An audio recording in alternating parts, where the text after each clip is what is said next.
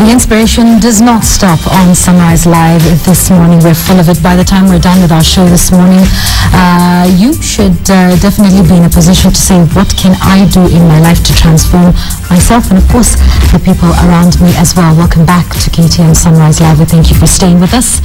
It is Inspirational Tuesday. We've been speaking to Michelle Waikenda. Right now, we want to move away from politics and into something else that people might think, really? Up until this gentleman in Ahadi Kenya Trust came up, jiggers was the thing that we got when we went to Mashambani, and you walked around and played around in the sand, and it was one of the things that you promised yourself you would never go to the village again, because the last time you were there you got jiggers. And like I said before the break, when I first met these individuals, I think it was in 2006, I believe, when they probably just began, I kept asking myself, Kenyans are determined. Kenyans really look for jobs. Everybody wants to be a doctor, a lawyer, a teacher. There's an organization that says, okay, we're going to remove jiggers. And we had no understanding of just how big this issue was until Ahadi Kenya came up. And this morning we're speaking with Stanley Kamau from Ahadi Kenya this morning to be able to trace that journey and see what next, because it really has transformed itself into something else. Stanley, it's good to see you again. Thank you. After such a long time. Karibu sana to KTN. So you started off with jiggers, and how many of your friends said, good job, Stanley, in the beginning, and said, yeah, go for it, jiggers? I think in the beginning, I got more enemies than friends, and people actually thought of, they never actually thought, they didn't imagine what I was supposed to do, or what I was doing. But personally, I had a vision. I could see what I wanted to do. I could see what I wanted to achieve. Which is what I have achieved today. And which was what exactly? Because I think jiggers wasn't a bigger problem in our perception until Ahadi came and said, well, take a look at some of the statistics. So you were able to, go Mashambani and discover that, okay, this is something huge that we can start? What I can say is that most people looked at the jigger in the foot and on the hands. I looked at the causes and effects of jiggers. I didn't look at that jigger at the foot, because when you look at somebody who has jiggers, they can't go to school. The adults cannot go to their farms. People cannot be able to go and vote. Others cannot even be able, the jiggers are getting disabled. So I didn't look at the actual jigger people are looking at. I looked at its effects and the causes. Okay, and the causes, obviously, like you mentioned, were economic, were taking a toll on people's education as well. And so you started this, and you started to fight that. When would you say was the big break when people finally started to take you seriously? I can say it took about almost 3 years, and the breakthrough came in when the former president, Mwai Kibaki, recognized our campaign. That's when we got a breakthrough, because you remember we had a lot of fights with the members of parliament, and actually people from central Kenya they were thinking it was an embarrassment, and also people thought that I was starting the campaign so I can get some grassroots connections, because they I don't know where they got the idea that I wanted to run for an MP or something. So we had a very, very big fight with the members of parliament. We had a big fight with the provincial administration. No one wanted to admit that their particular areas have got jiggers. I had a lot of fights with even churches, schools. No one wanted us to talk about children having jiggers in schools. And after the president came out and supported our campaign, there was a breakthrough. Okay, and then obviously having to, fight this whole great perception that what you were doing was that. And we'll get to some of the thinking of people, about politics and everything, because it's always a natural tangent. Many believe that you start this and, this is where you're headed. Okay, so the president then recognizes and says, Ahadi Kenya is doing, a commendable job. And you then move on, because you decided, okay, it wasn't all about jiggers. And your aim was obviously to transform the lives. Like you said, you saw the causes and effects of jiggers, not just the jiggers themselves. So Ahadi Kenya then moves not just into eradicating jiggers and eliminating them from the people who are afflicted by it, and it moves into what next? Let me first of all clarify something people do not know, because people keep on thinking that jiggers are only in central Kenya, but jiggers are all over in the country. We have jiggers in central Kenya, in western Kenya, coast province, northeastern, eastern province, all over the country. Since we started in 2007, we started with 3 families. Today, we have registered more than 2.6 million Kenyans who are Jiga infested. That's only in Kenya. And we have not done any comprehensive study. And then again, we have registered over 400,000 people in Uganda. We have registered more than 500,000 people in Tanzania. So we have 1 office in Uganda, we have 2 offices in Tanzania. And we are moving to other countries like Burundi. We have been called to Burundi. The president of Ethiopia has called us to go and see how we can be able to help his people. So we are moving to the whole continent. It's not a problem of Central Kenya. It's not a problem of one tribe. It's a problem that is affecting all African countries. And it's something that if we don't look into it, we cannot actually start talking about improvements, the Vision 2030, Millennium Development Goals 2015. We can't talk about that before we address the smallest bit or pest, which is the Jiga. All right, and you mentioned the fact that it was, in Central Kenya, which is where you began, and then of course have moved that, to around the country and indeed regionally as well. There were all these theories, that kept coming up about Jigas and why perhaps, yes, they're all over the country, but there's a lot of people who are afflicted by Jigas in Central Kenya. Do you believe any of those theories that have been put forth? We hear about them saying this was a tool used by the colonialists to be able to subdue the Mau in Central Kenya, which was the place that we saw the greatest amount of resistance. Do you believe any of the theories that have been put forward regarding this? I've done a lot of studying. First of all, there's no proven theory that Jigas were brought by Indians, by the British, or any other person. What I can tell you is that people who are infested with Jigas have got one characteristic. If you go to their homes, you find that those people are poor. Those people have got some traditional beliefs. They believe in caste and such other things. Those people, you find that home, the parents are drunkards. There's a cases of disability in those homes. You find that some people have got actually this extreme poverty in those homes. So that's what I can say. I can say the major cause of Jiga infestation is poverty. Let's forget about who brought Jigas into this country and why. Let's forget about the tribes. We don't have who is more Jiga infested than the other. We don't have Jigas in Muthaiga. We don't have Jigas in Keresho. We don't have Jigas in Kilimani. But we have Jigas in the slums like Kibera, Mujua Huruma. We have Jigas where there's extreme poverty. So all these other theories are irrelevant. Let's focus on how we can be able to eradicate Jigas and not where it came from. Okay, all right, like that a lot. And in regards to that then, because poverty is the cause root of Jigas, then you moved not only from going into these areas, going into the low-income areas in Nairobi and going into Central Kenya, Western Kenya, at the coast province and removing the Jigas, but then the campaign took on, a new turn.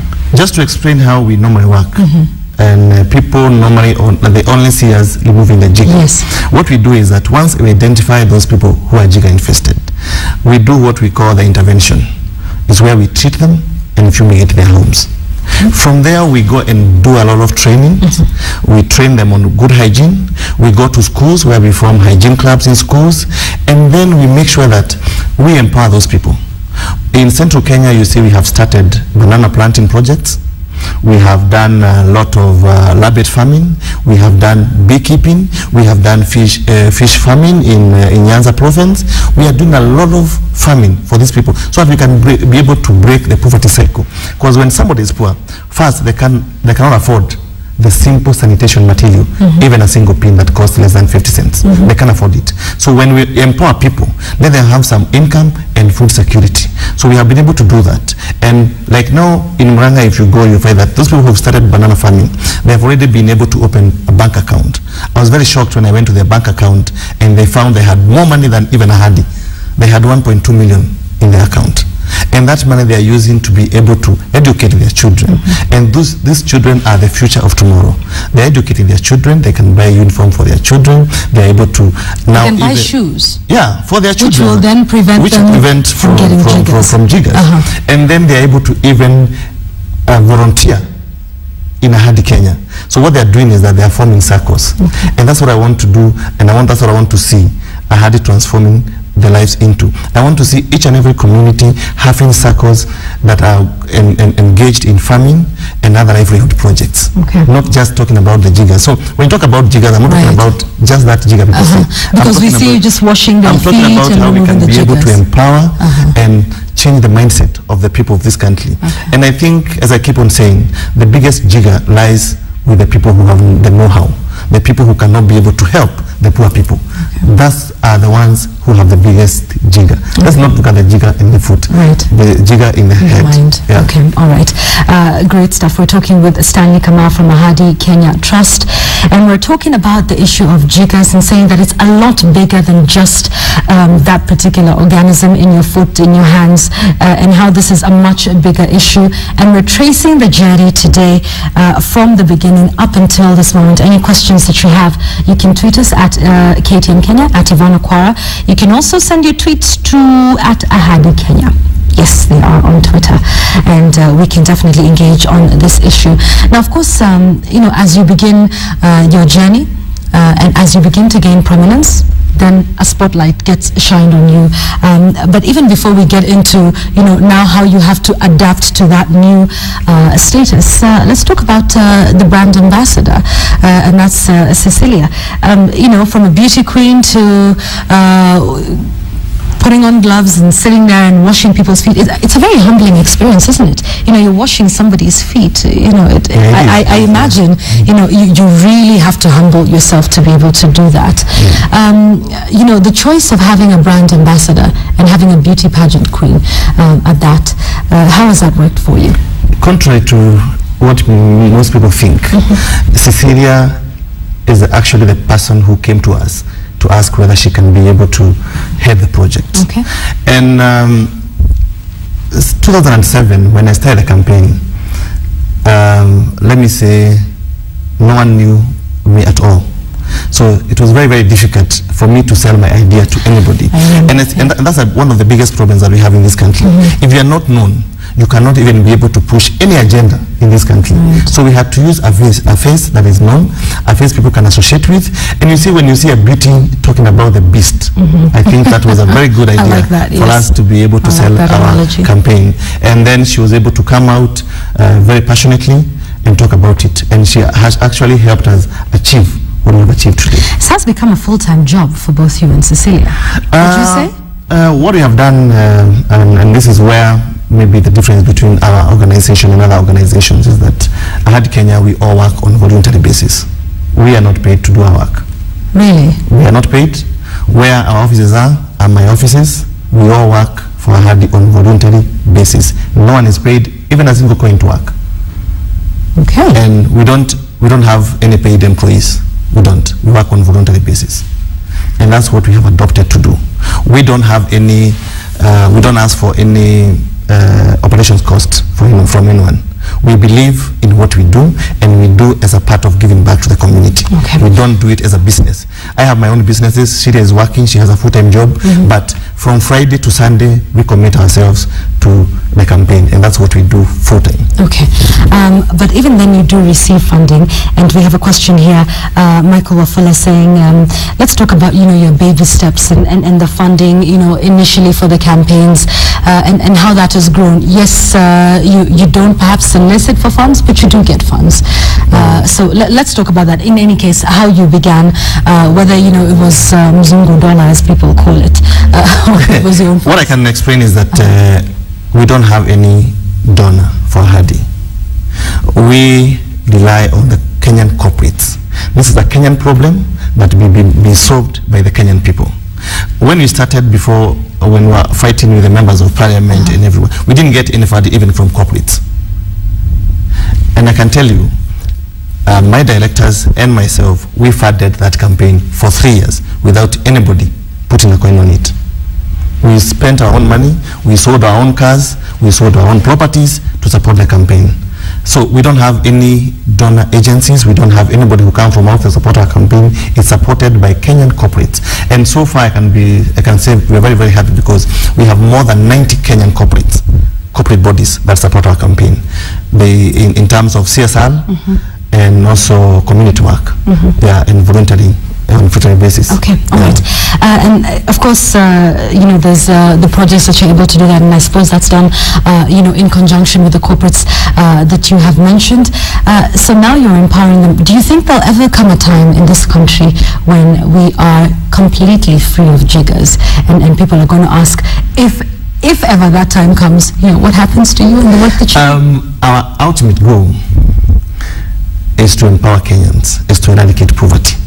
Once we eradicate jiggers, I'll be very happy to now start training people on farming methods, different ways of farming, and also engage into other agricultural activities. And as you say, I don't think I have so much time also. I also need to pass that mantle to someone else.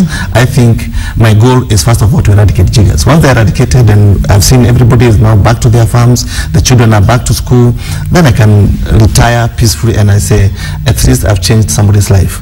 I don't need to change 2 people's lives. I just need to change 1 person. I just want 1 person to one day come and say, I had jiggers 100 years ago and today I don't have jiggers because of this and this and this and this. So it doesn't matter how long it will take.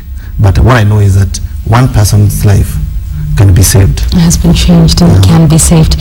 So we're talking about the spotlight now, and like you mentioned in the beginning, it was probably hard to get recognition, and rightfully so. In this country, we want to identify with faces that we already know.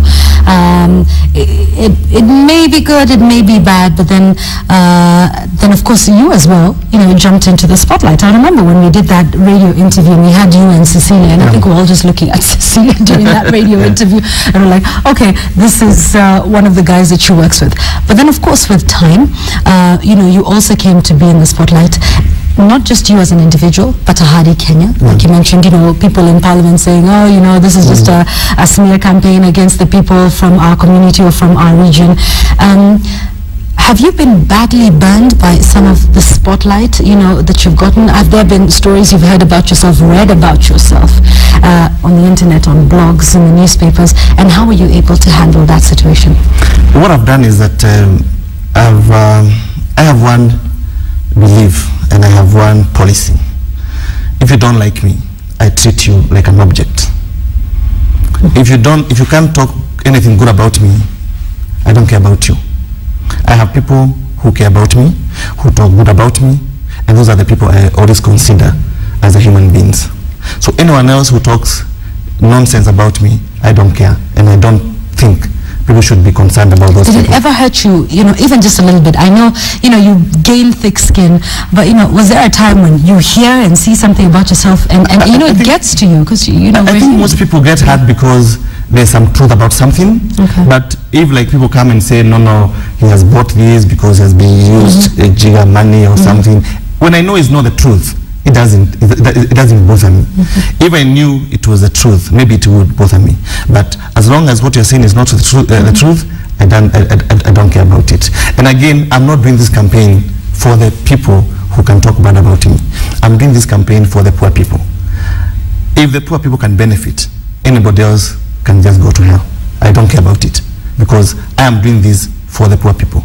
For that poor child who would want to go to school, for that mother and father who would want to make a choice by voting, for that person who would want to go back to his farm. I'm not doing for the majority of Kenyans who are walking up and down in Nairobi talking about other people and do not even care about the poor people in their communities. Some of them actually have got their families infested with jiggers in the rural areas, but they don't care about them. What they care about is what you're doing, and they look at what you're doing. But you see another thing, if you do something and no one talks about it, stop it.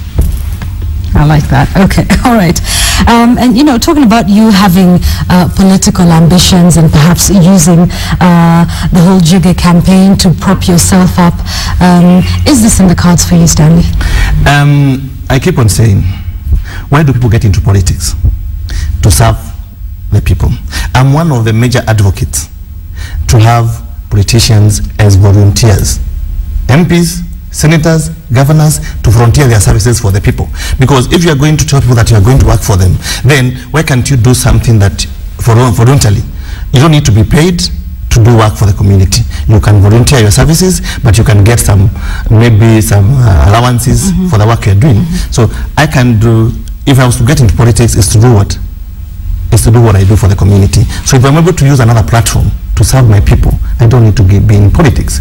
And again, politics is very limiting. Like now I serve the whole of the country. If I was to get into politics, unless I'm focusing on being the president of this country or being the president of East Africa, I'm going to limit myself because I'm going to be limited to Murang'a County, maybe a constituency, a county, and that will not serve the purpose. I want to see each and every Kenyan, every tribe benefit from what we are doing, but not only benefiting a small group of people. All right, okay, and the constituency. All right, so let's talk about some new things that are happening.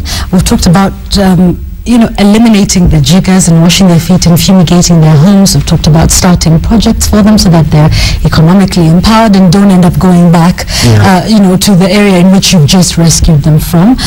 You also have another campaign that you're launching tomorrow. Tell us about that. We have been able to receive millions of shoes from an organization in the US. They're here, and tomorrow, together with the First Lady, we are launching the shoe campaign. We want to make sure that each and every child go to school with shoes. I've been trying to imagine how it would be if a child is carrying a laptop and no shoes. It will be a very funny situation. Right. But we want to see that each and every child, let's not bring our own children the way we were brought up. Because our parents keep on saying, I went to school without shoes, I went to school without without uniform. Let's not put our children what we went through. And again, these are the children who maybe we'll be telling our children we went to school without laptops. And maybe them, in the next few years, they'll be telling their children we went to school without choppers. So, but let's not put our children what we went through. So give them better? Give them better, and let them enjoy their education. As we went to school without shoes, yeah, it's true. But must we keep on reminding our children that we went to school without shoes, so that they can also suffer like we did? It's very bad to even, it's not imaginable that we are turning 50 in the next few days, and we still have got children who cannot, and parents who cannot afford shoes for their children. We still have parents who cannot afford the uniform for their children. And then we talk about having free primary education. Free primary education is about creating good environment for children to study. If they don't have shoes, if they don't have food, if they don't have uniform, if they don't have proper care, they cannot be able to go to school. So this is one step that we are going to work together to complement the Jubilee Manifesto in trying to provide shoes for the children, so that each and every child by next year who is going to school will have a new pair of shoes. And a laptop. And a laptop. All right, all together. And like you mentioned, it's carried like a badge of honor. Do you know, in my day, we went to school without shoes. For most parents, it's sometimes, it's something you're proud of. It's an achievement that you are able to go to school despite the shoes. For some people that may think, oh, this is vain. So why are you offering children, school shoes? Let's talk about what happens with the children that don't have school shoes, that don't have shoes with which to go to school or play or do whatever it is they want. Those days it was acceptable because most of them didn't have shoes. Me, I remember the first time I went to school with shoes, I carried them because I didn't know they were supposed to be worn. I went carrying them and went them back home because I also wanted to play with other children, because it was common to have children without shoes. But now every child has, most of them from the better or from those other better off families, they have shoes. And you see what to do if you want to raise and to improve on the dignity of a child. You provide them with shoes also. And also, shoes are also going to be one way of preventing jiggers, because one of the ways of preventing jiggers is wearing shoes. And also, you also encourage them to be clean. And apart from giving them shoes, we are going to provide them with a kit. We are going to give them a basin. We are going to give them soap. We are going to give them petroleum jelly. We are going to give them a nail cutter. So it's a whole hygiene kit that we are going to supply. And this is going to take us a lot of time, but we are very hopeful. By end of this year, half of the children that we have treated with jiggers and half of the children that are already infested with jiggers will have shoes on them. Okay, and this is launched tomorrow. Yeah. You mentioned the First Lady being involved in this? Yeah. She's one who's going to do the launch tomorrow in the afternoon from our offices. She's going to flag off the distribution, and we are going to, as you know, jiggers, they know no boundaries. The jiggers are everywhere. As I've told you, they are in every county. We are not going to discriminate against anyone. We are going to make sure that every community, irrespective of which political divide you come from, irrespective of your tribe, irrespective of the region, everybody is going to benefit from the shoe distribution, and everybody is mandated. And we believe giving back to the community is not a choice, it's a must. We must give back to the community, we must give back and help those people who are a bit unfortunate. Okay. You don't necessarily go for some of the bigger causes, and don't get me wrong, they're equally important. There's the big ones that I think, shall we say, are the ones that everybody wants to go for, because, one, maybe there's funding in that area, or, it's something that's already known, and you seem to choose the path that few people, would go down that road of jiggers and of shoes, and, everybody's saying, okay, let's support people living with HIV, and that's great. It's great that they do that, and they have all these huge projects. But you seem to take a look at the other smaller things, in society. Tell us why. I like to do something that I can be able to account for. If you give me money to remove jiggers from one child, I'll be able to tell you after 2 weeks, this is the child you gave me money for. This is how he was before. This is how he was after. Most organizations, they go for projects that you cannot be able to account for. If I tell you I have treated 10 people from HIV, I cannot account for it. You cannot be able to properly say, put your finger on where your money is. But I like something that I can be able to account for and to monitor properly. If I get 10 pairs of shoes, I can actually be able to say, I gave these children the 10 pairs of shoes. I'm able to monitor how they are going to school, how was their performance before they start wearing shoes, how was their performance now they have shoes, how was their performance before they had jiggers, and after, how is the family faring after we be able to put for them a good house, a good toilet. That's one of the things I like doing. And also another thing is that, and this is where I disagree with most of the civil society, because we want to address the issue from the grassroots. Most civil society wants to address the issues from parliament. Like now we have the issues of the MPs' pay. We don't advocate for them to be paid more, or we don't advocate that. We don't actually agree that they should be paid more money. But there's a way that we should be able to look at their issues. Can we be able to go to the grassroots and tell them, look here, you will say you want to be paid 800,000. There are some children here who have got jiggers. And these children, the 300,000 you're asking on top can be able to help 1,000 children. Let's put sense into them. Let's just not shout. You're asking for this, you're asking for this. Everybody has got their own needs. But let's not keep on shouting on the streets. And again, you said about us fighting for the last 3-4 years. Can you imagine no civil society came in our support? None, not even a single one, came to say, you guys are fighting Ahadi because of our problem affecting our people. So how do you say that you have the interest of the Kenyan people when the projects that are benefiting those communities, when the projects that are able to uplift their lives so that we can pay the MPs better, we can pay the governors better, we can pay the senators better, you are not going to get involved in, you think it's a dirty job they are doing? So that's why I disagree with them. They should be able to address the issues affecting all Kenyans at the grassroots. I need to see them going to their camps and addressing the issue of the camps and say, no, we are going to take on the streets where the camps are. Address that issue. Tell these guys have got more food, they have got more clothing, this is what they need to be done. But when you go to the streets, it doesn't help much. You can only benefit by getting the donor money and getting all the other things that you want to get, but it doesn't help the person that you portray to be fighting for. So let's fight for the poor people from where they are, but not where the rich are. Okay.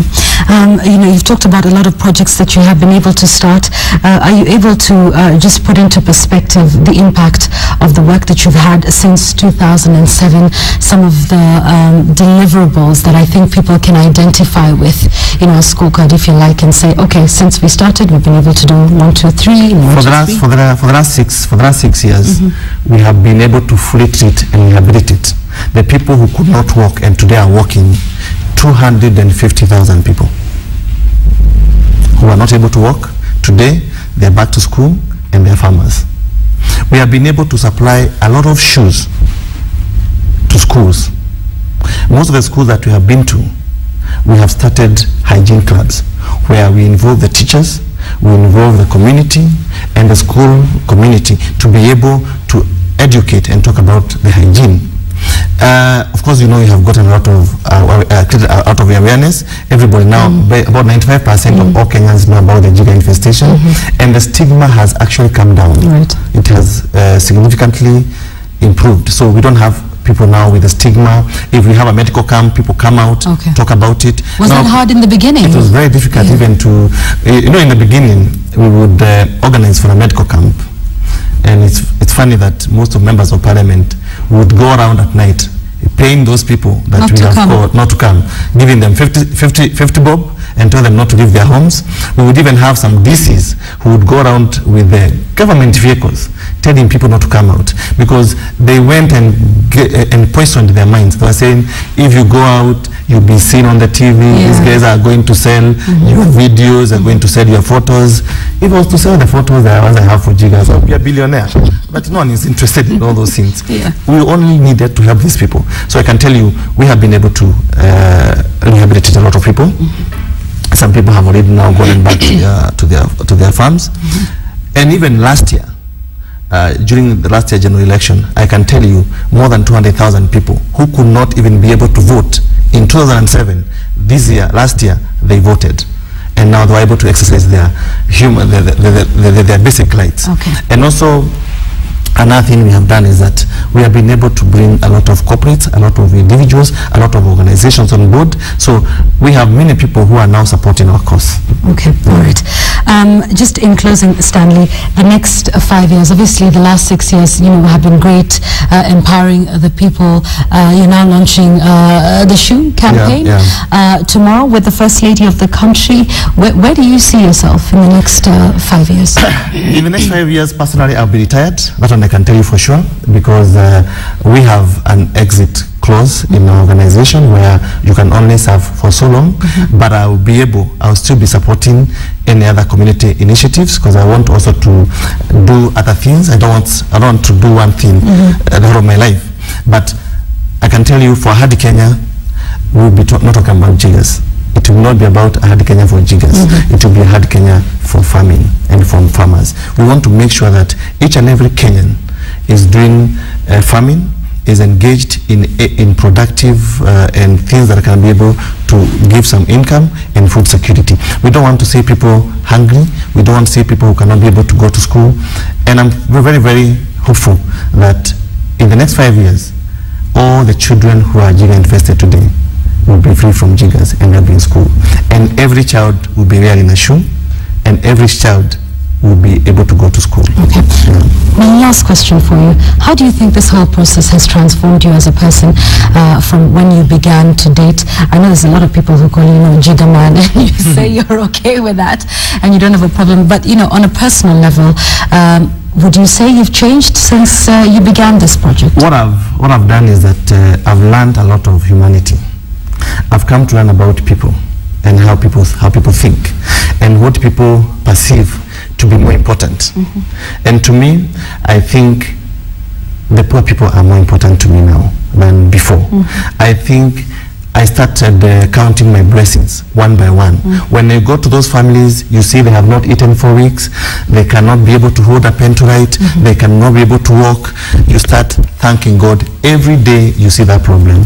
And it has already changed my life in a way that the way I look at things, I think I'm one of the most blessed people in this world.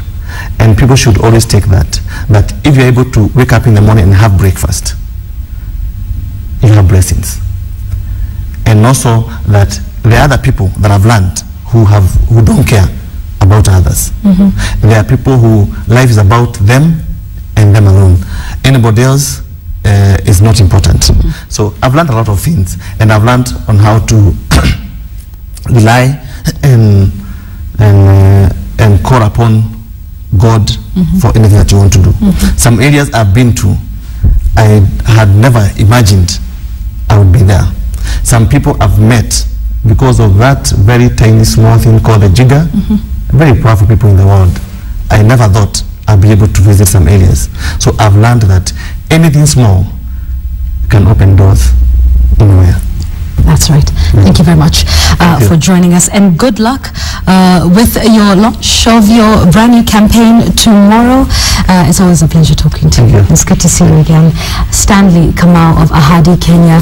Today it's all been about youth and taking over leadership in various ways, from the small issues like the jiggers to the bigger political issues like when we were discussing with Michelle Waikenda. I hope this can answer your question. Are young people prepared to take over leadership? Are you prepared? With all the interviews that we've had this morning, we took two different perspectives of two different people making a difference at different levels. So do you now understand what it takes for you as a young person to take over leadership in this country? Do you understand some of the principles that you need to espouse from today going forward? I hope we've been able to inspire you adequately for that today. I just want to read two tweets very quickly. Ben says, strong points there, Kamau. Wish our other leaders would be this passionate. And Ruto, you say, this is the way to go, giving back to society voluntarily. Thank you so much for your views indeed throughout the morning today. I want to leave you with my quote, and it's all about young people and the difference that they can make, and it's from the great Aristotle. And he says, good habits formed at youth make all the difference. With the interviews that we've had today, what good habits can you pick up from the inspirational individuals that we spoke to this morning that will stand you in a good position well into your later years in life? That is the quote for the day. Good habits formed at youth will make all the difference. It's been Inspirational Tuesday on Sunrise Live today. Thank you so much for being with us. Thank you for your feedback. I hope we've inspired you enough today to be able to do something. It's the small things that count. Have a great day ahead. My name is Yvonne Okwara. We will see you again tomorrow.